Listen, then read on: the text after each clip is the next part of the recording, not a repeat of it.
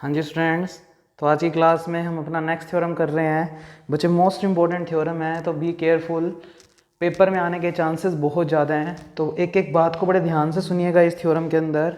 तो बच्चे कंसेप्ट सीखने हैं जिससे आगे पूरी बुक में दिक्कत ना आए हमें कि हमें कब क्या कंसेप्ट लगाना होगा। तो बच्चे पहले तो क्वेश्चन सुने, थ्योरम सुने। थ्योरम नंबर 1.15 है, मोस्ट इंपॉर्टेंट है। इसका रिजल्ट भी इंपॉर्टेंट है, आगे के क्वेश्चंस में मैं यूज़ करूँगा। वो कहता for any element A of a group G, यानी क्वेश्चन के अंदर, थ्योरम के अंदर जी नाम का जो सेट है वो ग्रुप दिया हुआ है। ग्रुप है तो उसमें चार प्रॉपर्टी क्या हो रही है, सेटिस्फाई।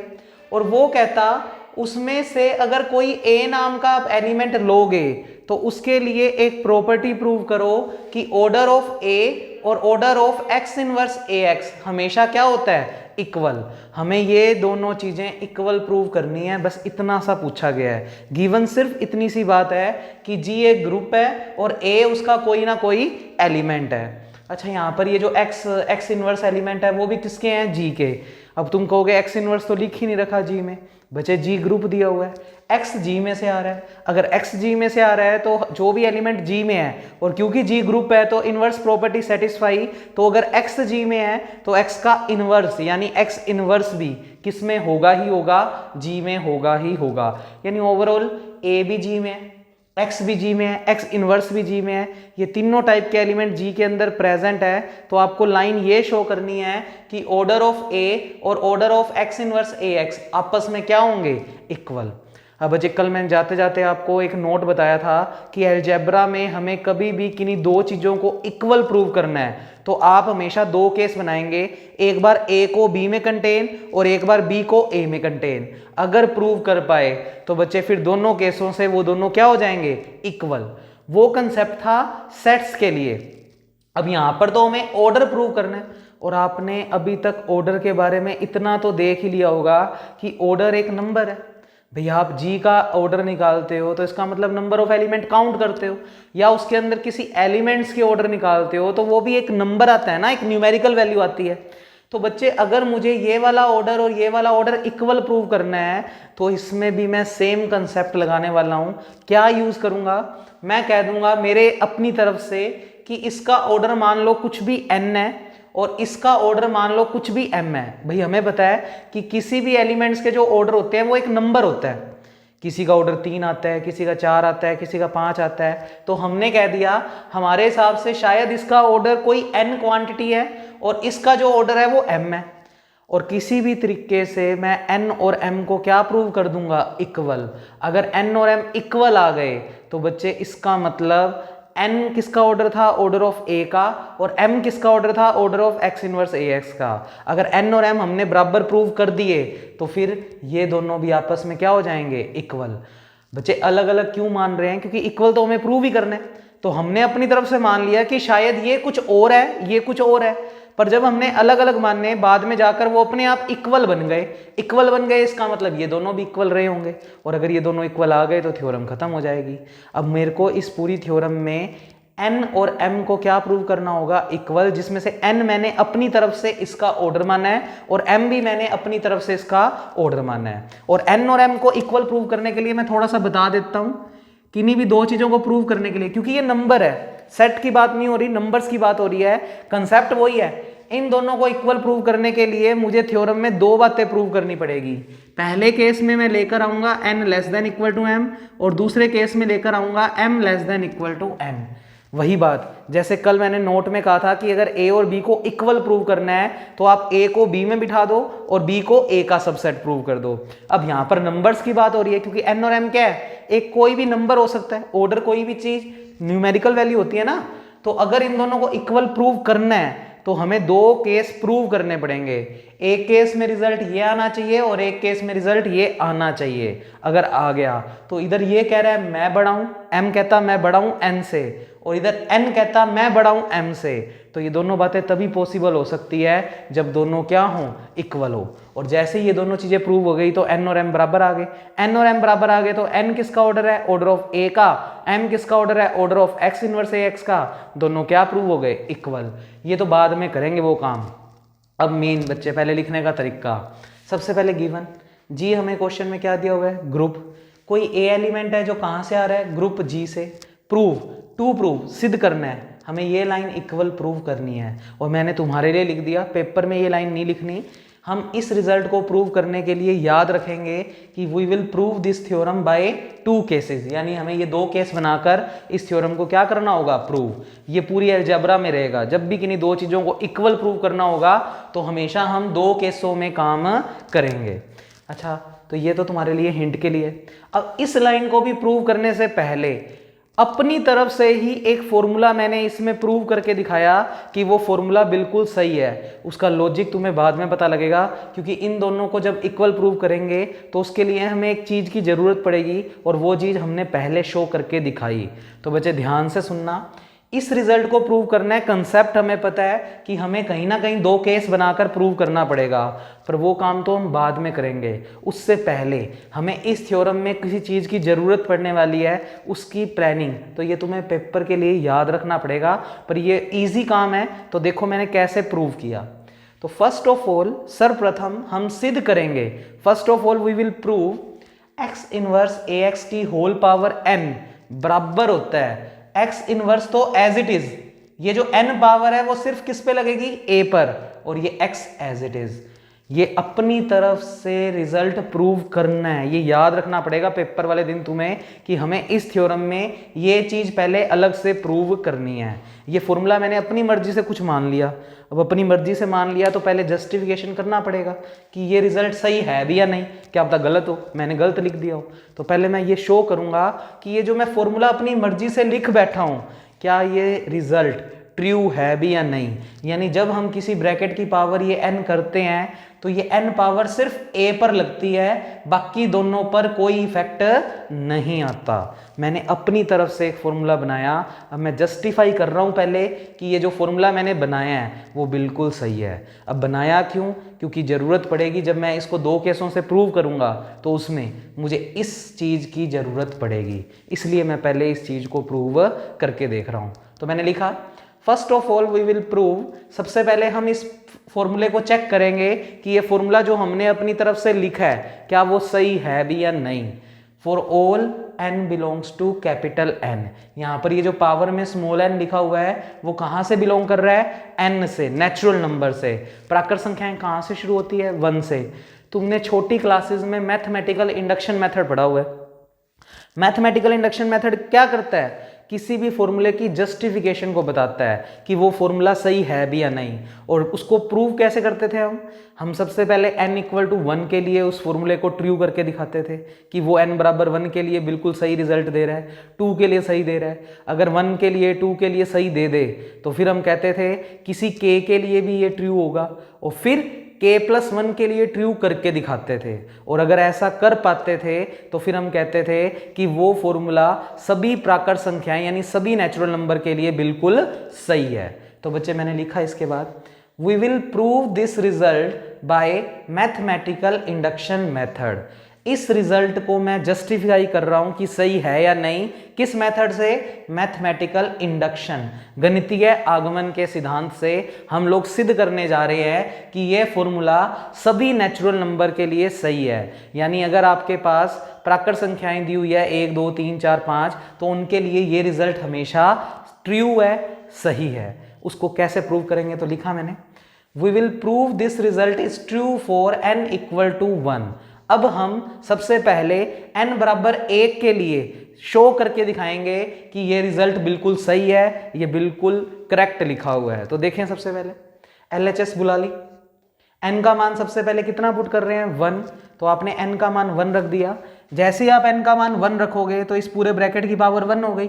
1 को लिखे ना लिखे कोई फर्क नहीं है, तो ये तो बन गया x इनवर्स ax। यानी LHS को जब मैंने n बराबर 1 के लिए सोल्व किया तो ये रिजल्ट आ गया।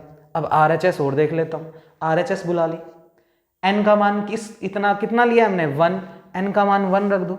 1 रखेंगे जैसे ही n का मान तो x इनवर्स a की पावर 1 इंटू एक्स। किसी की पावर 1 है तो लिखने की जरूरत नहीं है, तो ए की 1 को ए ही लिख दिया।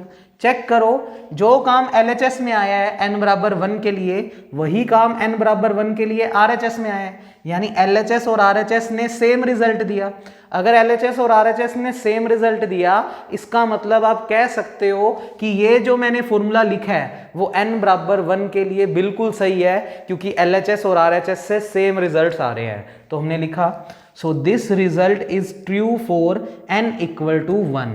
अतः दिया गया जो फॉर्मूला है वो n बराबर 1 के लिए बिल्कुल सत्य है। अब n बराबर 2 के लिए चेक करते हैं, तो लिखा नाउ अब we will prove this result is true for n equal to 2।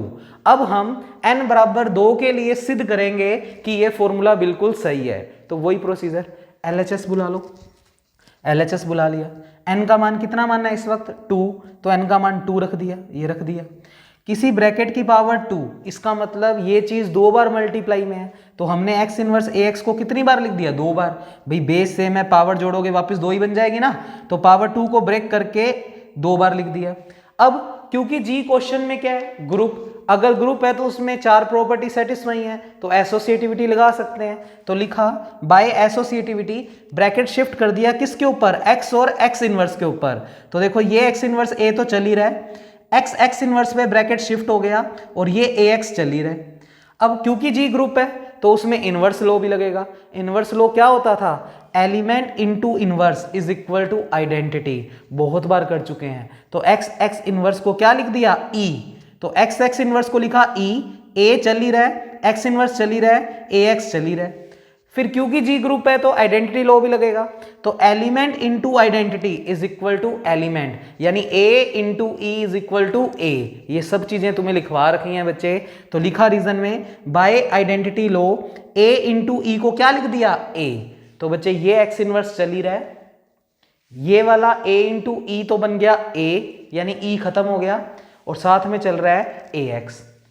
फिर एसोसिएटिविटी लगा दो। एसोसिएटिविटी लगाने का मतलब ब्रैकेट किस पे शिफ्ट कर दो, ए पर।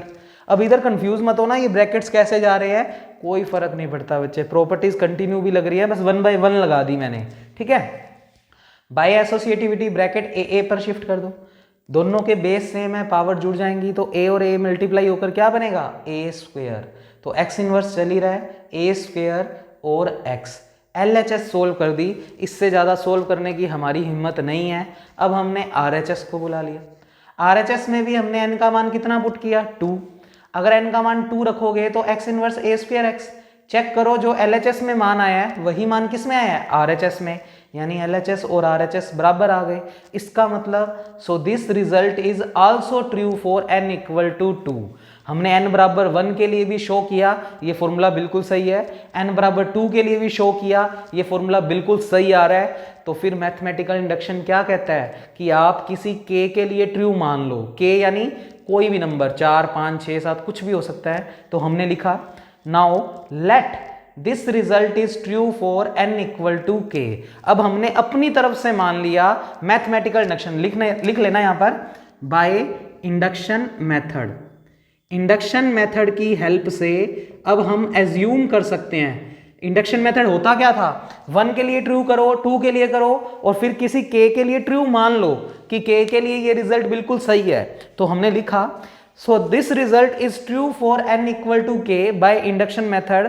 तो अगर n बराबर k के लिए हम मान चुके हैं कि ये रिजल्ट बिल्कुल सही है, तो आप n की जगह k रख दो, x इनवर्स ax की whole power k, x inverse ax की whole power k, equal to का साइन है तो इक्वल टू का साइन, और n की जगह k रख दिया, तो x इनवर्स a की power k into x, x inverse a की पावर k इंटू x। इस पूरे को मार्क कर दिया इक्वेशन नंबर 1, आगे यूज कर लूंगा इक्वेशन 1 का। अब बच्चे मैथमेटिकल इंडक्शन क्या कहता है, 1 के लिए ट्रू करो हमने कर दिया, 2 के लिए ट्रू करो हमने कर दिया, और किसी k के लिए ट्रू मान लिया, यानी ये लाइन भी अब प्रूव हो चुकी है अपने आप। और अब हमें प्रूव करना है कि यही formula n equal to k plus 1 के लिए भी बिल्कुल ट्रू है। तो आप इसके बाद लिखेंगे नाउ वी विल प्रूव, तो मैं यहां से लिख रहा हूं तो आप कंफ्यूज मत हो जाना। इसके बाद आप यहां से नोट करना शुरू करेंगे, तो मैं एक लाइन लगा देता हूं जिससे आपको याद रह जाए। Now we will prove this result is true for n equal to k plus 1। अब हम इस फॉर्मूले को n equal to k plus 1 के लिए प्रूव करके दिखाएंगे। तो वही LHS बुला लेते हैं, फिर RHS बुला लेंगे और सोल्व कर लेंगे। LHS बुला लिया, x इनवर्स ax की होल पावर n, इस बार n का मान कितना लेकर चले हैं, k प्लस 1 रख दो, तो भी पता लगेगा कि इस फॉर्मूले को क्यों बुलाया। हमें प्रूव तो ये करना था, कर कुछ रहे हैं। तो बच्चे अभी लॉजिक समझ आएंगे। n की जगह k प्लस 1 रख दो, तो x इनवर्स ax, n की जगह k प्लस 1 रख दिया। बच्चे k प्लस 1 पावर को अगर ब्रेक करके लिखूं तो x इनवर्स ax की होल पावर k को अलग और x इनवर्स ax की पावर 1 को अलग। अब बच्चे k के लिए हम इक्वेशन 1 लिख चुके हैं कि अगर किसी ब्रैकेट की पावर k है तो उसको ये लिखा जा सकता है। तो बच्चे यहां पर इक्वेशन 1 का यूज कर रहा हूं, तो देखें ध्यान से। रीजन में लिखेंगे यूजिंग 1, समीकरण 1 का उपयोग करने पर इस रिजल्ट की वैल्यू हम निकाल चुके हैं कि k पावर जो है वो सिर्फ a पर लगेगी। तो बच्चे k पावर सिर्फ a पर लगेगी, तो इसको इक्वेशन 1 से लिख दिया a की पावर k इंटू एक्स, इस पावर k को अंदर भेज दिया और ये रिजल्ट चल ही रहा है। किसी की पावर 1 है तो 1 को लिखने की जरूरत नहीं है। अब यहाँ पर एसोसिएटिविटी लगा दी, तो बाय एसोसिएटिविटी क्यों लगा पा रहे हैं, जी ग्रुप है तो ये बोलते रहा करो, याद होने लग जाएंगी। x इनवर्स a की पावर k, ब्रैकेट शिफ्ट हो गया x इनवर्स पे और ax चल ही रहा है। अब एलियन नहीं दिया हुआ इसलिए एलिमेंट को आपस में रिवर्स नहीं कर सकते, ब्रैकेट शिफ्ट कर सकते हैं। x इनवर्स एलिमेंट इनटू उसका इनवर्स आइडेंटिटी, तो बच्चे साइड में लिख दिया। अब बारी बारी लिख दिया करो सीधा, x इंटू एक्स इनवर्स किसके बराबर होता है, e के, ये लिख दिया करो। इनवर्स प्रॉपर्टी आइडेंटिटी प्रॉपर्टी लिखने की बजाय ये चीज लिख दिया करो। x इनवर्स को e लिख दिया, तो x इनवर्स a की पावर k, इसको लिख दिया e, साथ में चल रहा है ax। फिर एलिमेंट इंटू आइडेंटिटी, या यहां से देख लो आइडेंटिटी इंटू एलिमेंट, एलिमेंट तो कोई मर्जी जगह से लगा दो। तो तुम कहो तो मैं e इंटू ए कर देता हूं, ये लो आइडेंटिटी लो, क्या होता है element into identity is equal to element, तो ई ए का ए लिख सकते हैं, यानी ई खत्म हो जाता है। बस याद रखो, ये चीजें याद रखनी शुरू कर दो अब। तो ई इंटू ए बन गया, ये एक्स चल ही रहा। ए की पावर के और ये ए की पावर एक्चुअल में कितनी है, 1 है, बेस सेम है तो पावर जुड़ जाएंगी, तो ये बनेगा एक्स इनवर्स ए की पावर के plus 1 into x.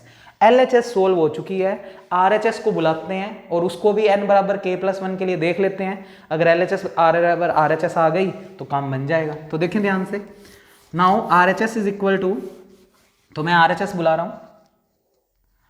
RHS paper में भी बिल्कुल लिखने का तरीका यही रखना है, ऐसे LHS लाइन लगाकर दूसरी तरफ RHS बुलाया, x इनवर्स एक n into x.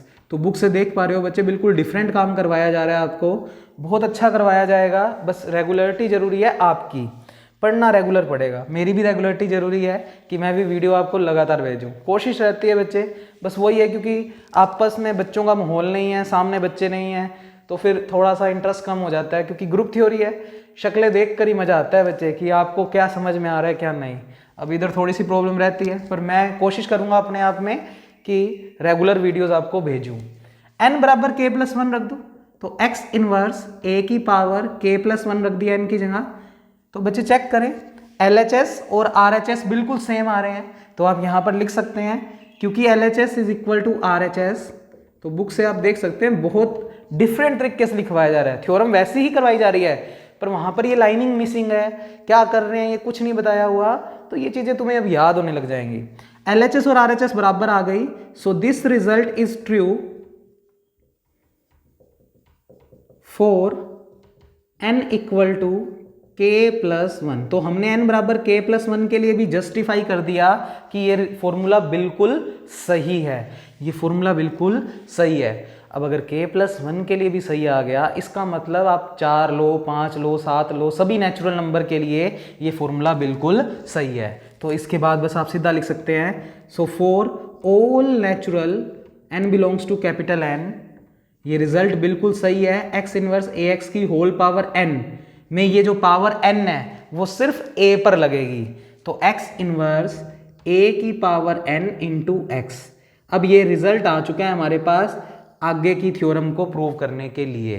For all यहाँ पर जरूर लिखें, for all n belongs to natural number, और इसको मार्क कर देना इक्वेशन नंबर ए अलग से ही, जिससे आपको याद रह जाए कि इस क्वेश्चन में कोई इक्वेशन ए थी जिसमें हमने फॉर्मूले को जस्टिफाई किया था। अब मेरे पास रिजल्ट आ चुका है हमेशा के लिए कि किसी भी ब्रैकेट की पावर अगर मैं कोई नेचुरल नंबर करूंगा तो वो नेचुरल नंबर वाली जो पावर है वो सिर्फ इस बीच वाले एलिमेंट पे लगेगी और किसी पे कोई फैक्टर नहीं आएगा।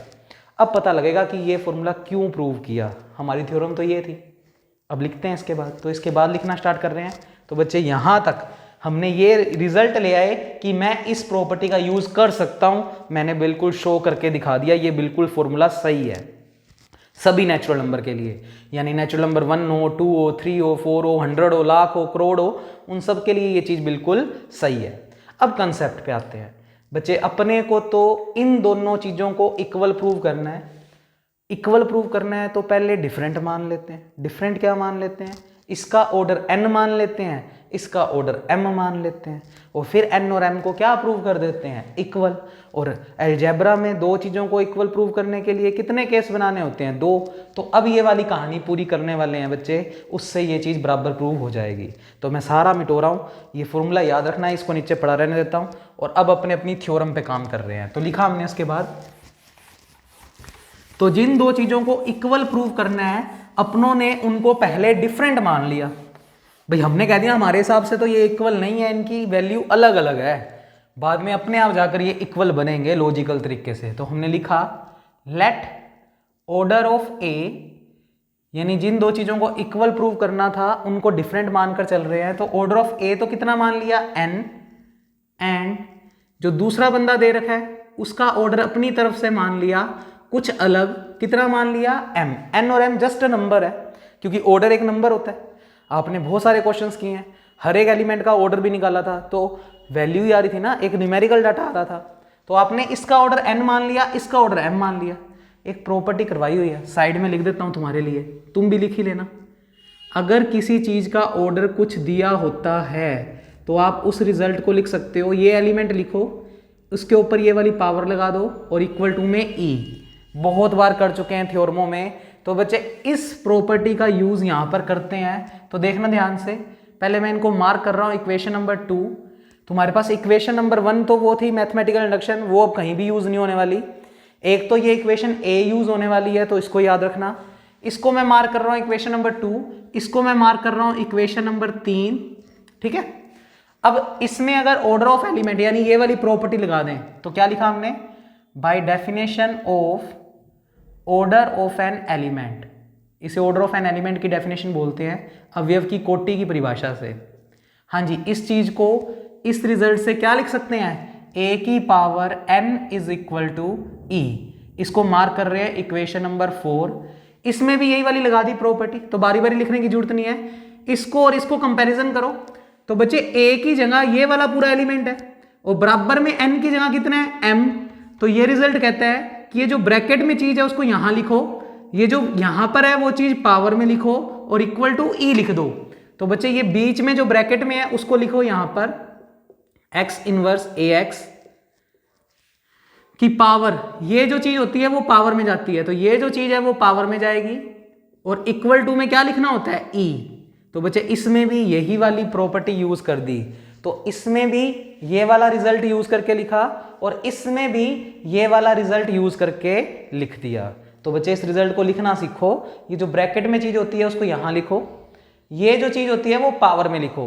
तो जो ब्रैकेट में चीज है उसको यहां लिखो और जो इक्वल टू में चीज होती है वो पावर में लिखो और इक्वल टू में क्या लिख दो? e लिख दो। बच्चे इसको मार्क कर दिया इक्वेशन नंबर 5। ये बीच में एंड चल रहा है तो एंड वर्ड ही यूज कर लो। तो बच्चे वापस हमें इसका और इसका इक्वल प्रूव करना था, तो हमने कंसेप्ट क्या यूज किया? हमने इसको कुछ n मान लिया और इसको कुछ m मान लिया, फिर इनमें ये वाली प्रॉपर्टी लगाकर ये वाली दो रिजल्ट्स लिख दिए। अब हमें ओवरऑल इस थ्योरम के अंदर प्रूव करना है, तो टू प्रूव सिद्ध करना है n बराबर m। बस अगर n और m को बराबर प्रूव कर दिया, सोचो अगर ये दोनों बराबर प्रूव हो गए तो अगर ये दोनों चीजें बराबर है तो फिर ये दोनों चीजें भी बराबर होंगी, और यही तो प्रूव करनी थी।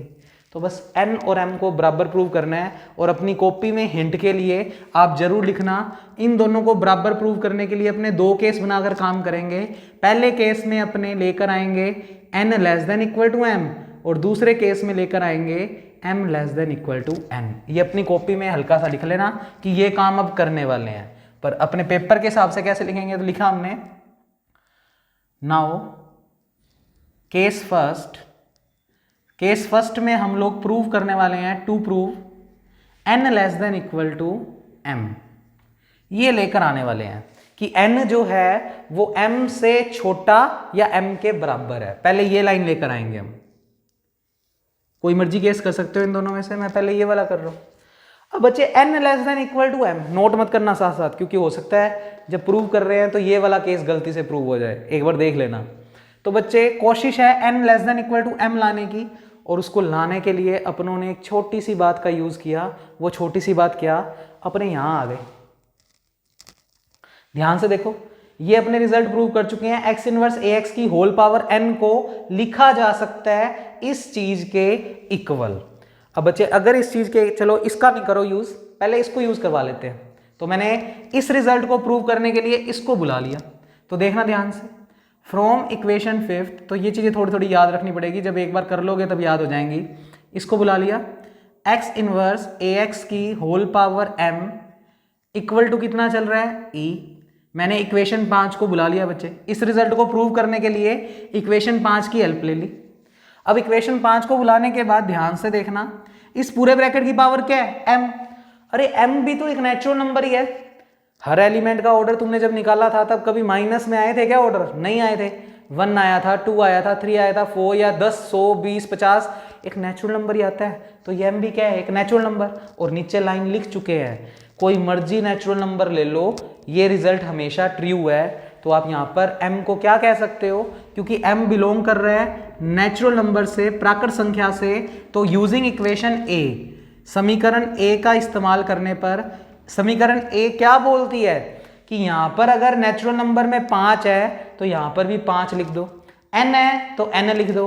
अब अगर m है तो m लिख देंगे। तो देखना इस ब्रैकेट की पावर सोचो, अगर m होती तो ये a के ऊपर भी पावर क्या आती, m आती। तो आप इसमें समीकरण a का यूज कर दो, तो x इनवर्स a की पावर सिर्फ ये वाली पावर a पर लगेगी। ये हम प्रूव कर चुके हैं फॉर्मूले में, a की power m, x as it is बराबर में क्या चल रहा है e। इतना काम करने के बाद खुद से सोचो, मुझे ये x इनवर्स और ये x खत्म करना है। तो बच्चे मुझे इस साइड तो मल्टीप्लाई करना पड़ेगा x का, जिससे x into x inverse e बन जाएगा। और इस x को खत्म करना है तो इधर की तरफ किसका मल्टीप्लाई करना पड़ेगा, x इनवर्स का। यानी मैं इस स्टेप में दोनों की लेफ्ट हैंड साइड में तो मल्टीप्लाई कर रहा हूं x का, जिससे x इनवर्स e बन जाए और ये x इनवर्स खत्म हो जाए। और इस x को खत्म करने के लिए इसके राइट साइड में x इनवर्स का मल्टीप्लाई कर रहा हूं। तो मैं दो स्टेप बनाकर कर रहा हूं। तो पहले तो हमने लिखा multiply by x on both sides, और बेटर लिखना चाहते हो तो प्री मल्टीप्लाई, यानी दोनों में आगे की तरफ x का मल्टीप्लाई किया। तो इस साइड के भी आगे की तरफ x का मल्टीप्लाई किया, x inverse a n into x. और इधर भी फिर, क्योंकि दोनों तरफ सेम साइड ही होता है, तो इधर LHS में कर रहे हो तो इधर भी LHS में। अब x इनवर्स तो क्या बन गया, आइडेंटिटी a की पावर n इंटू एक्स चल ही रहा है। और x इंटू ई कितना होता है, element into identity element, e हमेशा खत्म हो जाता है, याद रख लो इस चीज को। और साइड में रीजन जरूर लिख देंगे, x इनवर्स x e होता है या x इनवर्स भी e होता है, और ऐसे ही x e भी x होता है और e इंटू एक्स भी x होता है। कर दिया यूज। अब इधर फिर लगा दो, identity into element is equal to element. तो ये मत सोचो a की पावर n तो अलग सा ही कोई एलिमेंट है, अरे ये भी g के ही एलिमेंट है सारे। तो यहां से भी मल्टीप्लाई करके क्या लिख सकते हो, e इंटू। अच्छा, प्रूव क्या करना है पहले वो देखो। आपको रिजल्ट के अंदर प्रूव करना है बच्चे n less than equal to m। तो यहां तक तो आप लोग पहुंच गए। अब यहां तक पहुंचने के बाद सोचते हैं आपको लेकर क्या आना है, आपको रिजल्ट लेकर आना है n less than equal to m। तो उस रिजल्ट को लाने की सोचते हैं हम। हाँ जी बच्चे, थोड़ी सी हम मिस्टेक कर बैठे, वो देखें क्या। ये m चल रहा था, तो ये n नहीं है, ये m ही चल रहा है, तो ध्यान से यहाँ पर m कर लो, यहाँ भी m कर लो। अच्छा, इसमें भी आइडेंटिटी लो लगा दो, तो e इंटू ए की पावर m, e खत्म हो जाएगा तो ये बचेगा a की पावर m, x चल ही रहा है बराबर में x। अब ये x भी खत्म करना चाहते हैं, तो इसके दोनों तरफ राइट हैंड साइड में x इनवर्स का मल्टीप्लाई, तो इसको लिखते हैं post multiply by x inverse on both sides. Post का मतलब होता है दोनों की RHS, यानी इस तरफ मल्टीप्लाई करना है, तो ये बनेगा am x into x inverse और उधर भी x इंटू एक्स इनवर्स। ये भी आइडेंटिटी बन गया, ये भी आइडेंटिटी इस प्रॉपर्टी से, तो लिखना चाहो तो लिख देना, तो बारी बारी भी पेपर में मत लिखना जिससे ऐसे लगने लग जाएगा कि ये क्या किया हुआ है, ठीक है ना। ज़्यादा बार भी मत लिखना, मैं लिख देता हूँ जिससे तुम्हें याद हो जाए। तो ये बन गया e और ये भी बन गया e। फिर एलिमेंट इंटू आइडेंटिटी, एलिमेंट, अब बारी बारी मत लिखो, e खत्म हो जाएगा, कहने का मतलब a की power m is equal to क्या आ गया e। कुछ बच्चे कहते हैं यहाँ से ही खत्म कर देते, फिर e को नहीं लिख सकते ना बच्चे, उसको लाने के लिए ऐसे लॉजिक्स लगाने पड़ेंगे। तो ओवरऑल हम वापस देखें, इसको बराबर प्रूव करना था तो दो केस प्रूव करने हैं। पहले इस केस को प्रूव कर रहे हैं और इसको प्रूव करने के लिए मैंने अपनी इक्वेशन 5 को बुला लिया, फिर इसमें इक्वेशन a का यानी इसका यूज किया, तो ये पावर m जो है वो सिर्फ a पर अप्लाई होगी। फिर इसको और इसको खत्म करना था, तो इसको खत्म करने के लिए x का मल्टीप्लाई किया, थोड़ा सोल्व किया, फिर इसको खत्म करने के लिए x इनवर्स का मल्टीप्लाई किया, थोड़ा सोल्व किया, मैं यहाँ तक पहुँच गया। यहाँ तक पहुँचते ही इस प्रॉपर्टी का यूज कर दो, भाई अगर ये लिखा हुआ है तो ये लिख सकते हैं, तो अगर ये लिखा हुआ है तो फिर क्या लिख सकते हैं वो देखते हैं। तो मैं इस स्टेप को ऊपर बुला रहा हूँ बच्चे, तो ध्यान से देखें। इसके बाद आप अपनी कॉपी में यहाँ से लिखेंगे, तो समीकरण ए की ज़रूरत है मुझे इसलिए मैं उसको नहीं मिटो रहा। इसके बाद आप, मैं स्टेप को वापस ऊपर लिख रहा हूँ, तुम मत लिखना। तो आप यहाँ तक पहुँच गए हो, a की power m is equal to e। मैंने इस नीचे वाले स्टेप को ही ऊपर लिख दिया और कुछ नहीं किया।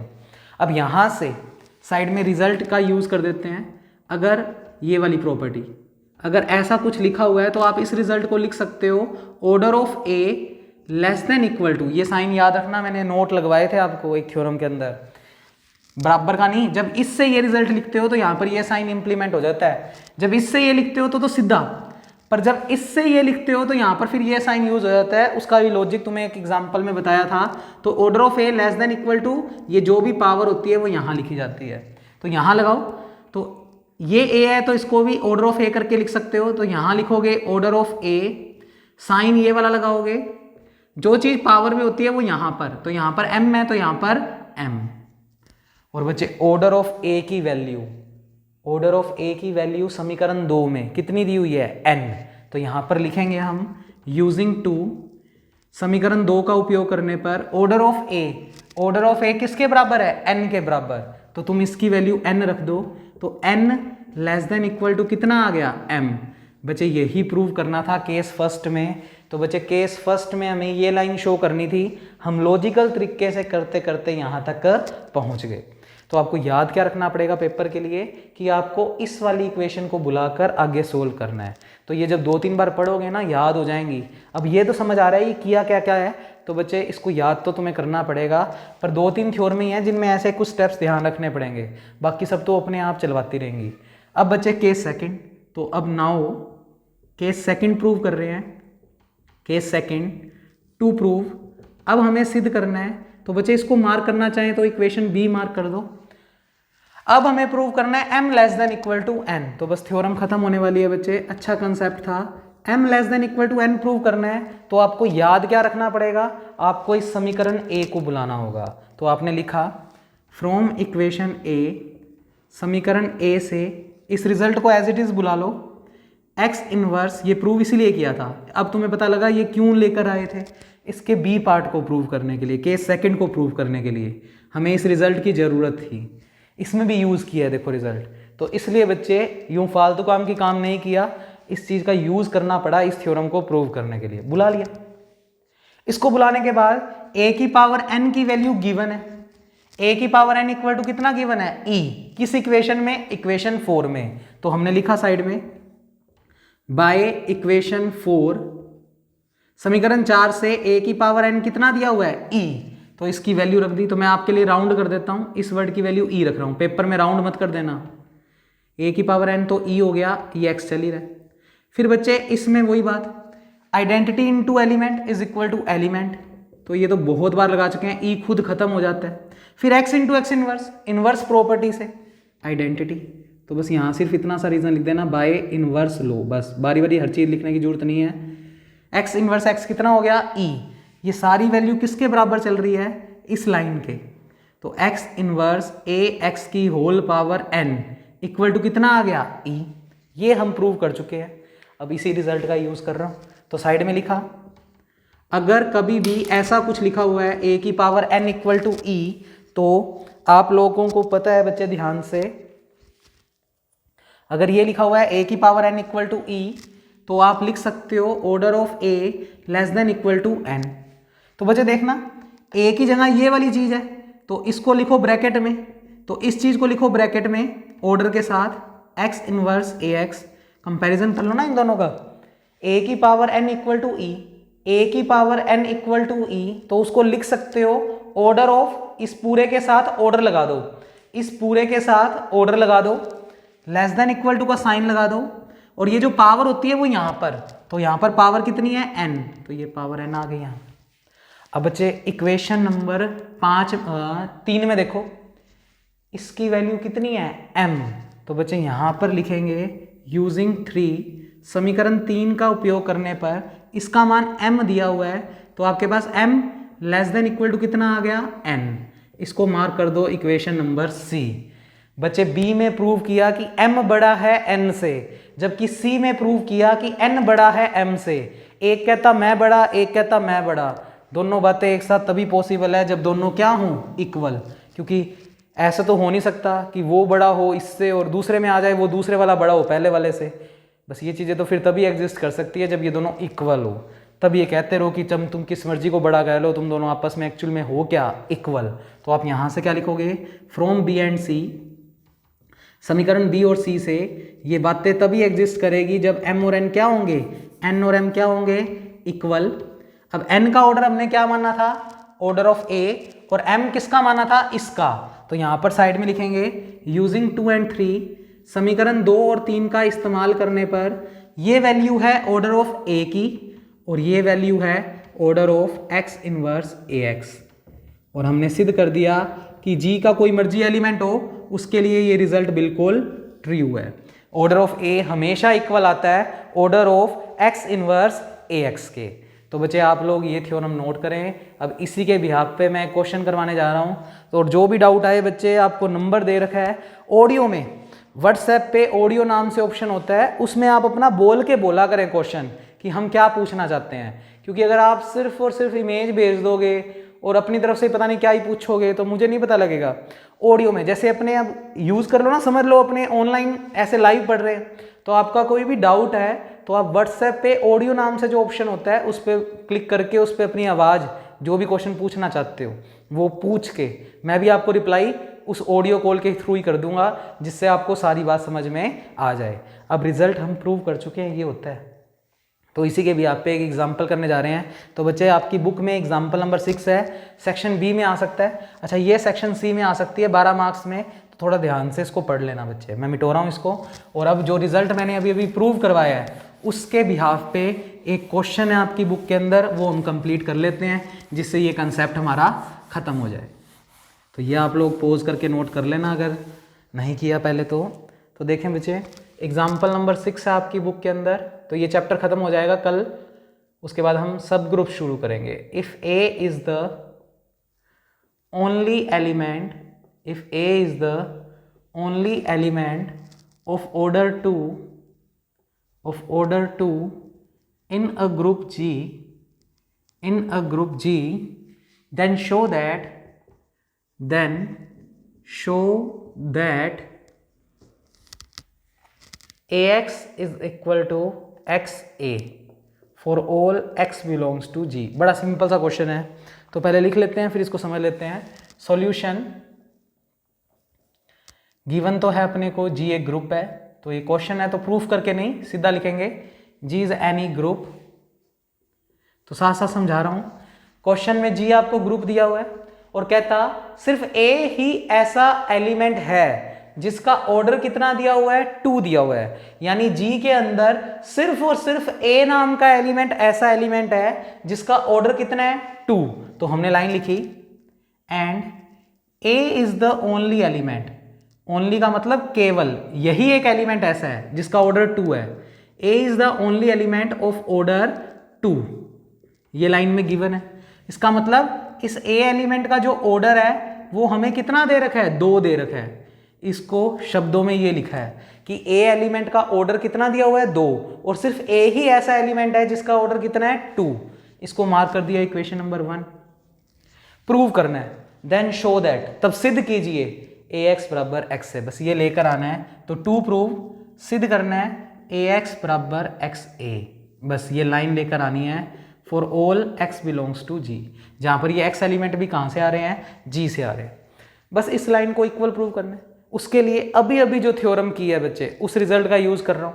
तो मैंने लिखा वी नो दैट, अभी अभी प्रूव करके आए हैं कि अगर जी कोई भी ग्रुप है तो उसके लिए ये रिजल्ट तो होता ही है, ऑर्डर ऑफ ए बराबर order of x inverse a x.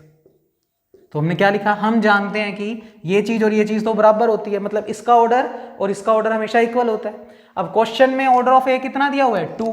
तो हमने लिखा यूजिंग 1, समीकरण 1 का इस्तेमाल करने पर इसका ऑर्डर कितना है, 2। तो ऑर्डर ऑफ ए की वैल्यू तो रख दी 2, बराबर में क्या चल रहा है, तो आप इसको ना इस तरीके से लिखे, इसको पहले लिख दो, थोड़ा दिखना भी सुंदर चाहिए। Order of x inverse a x बराबर ऑर्डर ऑफ ए, ये इस रिजल्ट को हम जानते हैं, और ऑर्डर ऑफ ए कितना दिया हुआ है, 2। तो ओवरऑल आप कह सकते हो ना, order of x inverse a x भी फिर कितना आ गया, 2 के इक्वल आ गया। अब इस वर्ड का बड़ा इंपॉर्टेंट रोल है, वो भाई साहब पहले ही बोल चुका है कि सिर्फ और सिर्फ ए ही ऐसा एलिमेंट है जिसका ऑर्डर कितना है, 2। पर हम इस बात को भी तो नेग्लेक्ट नहीं कर सकते, क्योंकि हम ये तो प्रूव कर आए हैं थ्योरम में कि ऑर्डर ऑफ ए और order of x inverse a x हमेशा इक्वल ही होते हैं। तो बच्चे ना तो इस बात को गलत कह सकते, और अब थ्योरम में कुछ गिवन है उसको भी गलत नहीं कह सकते। तो ये दोनों बातें एग्जिस्ट कब करेगी, खुद सोचो। हम ये प्रूव कर आए हैं तो ये तो गलत है नहीं, तो इसका मतलब तो इसका ऑर्डर भी कितना ही है, 2 है। पर क्वेश्चन में बोल रखा है कि सिर्फ ए ही ऐसा एलिमेंट है जिसका ऑर्डर कितना है, 2। अब दोनों बातों को अगर एग्जिस्ट करवाना है तो ये दोनों बातें सिर्फ और सिर्फ तभी पॉसिबल है जब ये दोनों एलिमेंट भी आपस में क्या हों, इक्वल। क्योंकि किसी भी सेट में अगर कोई एलिमेंट रिपीट हो रहा है तो उसको एक बार ही लिखते हैं, 2 या 3 बार नहीं लिखते। तो आप क्या कहोगे, रीजन में क्या लिखोगे, सिंस आपको क्वेश्चन में गिवन है A is the only element, A is the only element whose order is 2। ये क्वेश्चन में गिवन है कि सिर्फ ए ही ऐसा एलिमेंट है जिसका ऑर्डर कितना है, 2 है। तो इट इज पॉसिबल ओनली, ये लाइन संभव तभी होगी, इट इज पॉसिबल ओनली, क्योंकि देखो लॉजिकल तरीके से इसका ऑर्डर, क्योंकि हम थ्योरम प्रूव कर चुके हैं तो हमारे हिसाब से तो इसका ऑर्डर भी 2 ही है। पर क्वेश्चन में वो कह रहा है कि सिर्फ ए ही ऐसा एलिमेंट है जो ऑर्डर 2 रखता है, पर हमारे अकॉर्डिंग तो ये भी ऐसा एलिमेंट है जिसका ऑर्डर 2 ही होगा। तो ये दोनों बातों को हमें सही करना है, तो दोनों बातों को सही तभी किया जा सकता है, इट इज पॉसिबल ओनली, जब ये ए एलिमेंट और ये भी आपस में क्या ही हो, इक्वल ही हो। क्योंकि ये तो खुद अड़कर बैठ गया कि मैं भी ऑर्डर 2 ही लूंगा। अब ए कहता मैं तो सिर्फ अकेला एलिमेंट ऐसा हूं जिसका ऑर्डर 2 होना चाहिए, तो फिर इसको अपना ऑर्डर 2 अगर रखना ही है तो फिर इसको बराबर भी होना ही पड़ेगा, किसके, ए के बराबर ही होना पड़ेगा, तभी जाकर ये भी अपना ऑर्डर 2 रख सकता है। क्योंकि एक्चुअल में ये ए से अलग है ही नहीं, ए के बराबर ही है। तो हमने क्या लिखा, ये रिजल्ट पॉसिबल तभी रहेगा, मतलब ये अपना ऑर्डर 2 तभी रख सकता है जब ये एलिमेंट किसके बराबर हो, ए के बराबर ही हो। रख दिया, दोनों तरफ x का प्री मल्टीप्लाई कर दिया, यानी LHS में दोनों तरफ x का मल्टीप्लाई कर दिया। तो multiply by x on both sides, दोनों की LHS में x का मल्टीप्लाई कर दिया, मतलब लेफ्ट हैंड साइड में कर दिया। तो x इंटू ए बराबर x into x inverse a x, इसमें इनवर्स प्रॉपर्टी लगा दी, यानी x इंटू, क्योंकि जी ग्रुप है तो इसको e लिख सकते हैं, e लिख दो।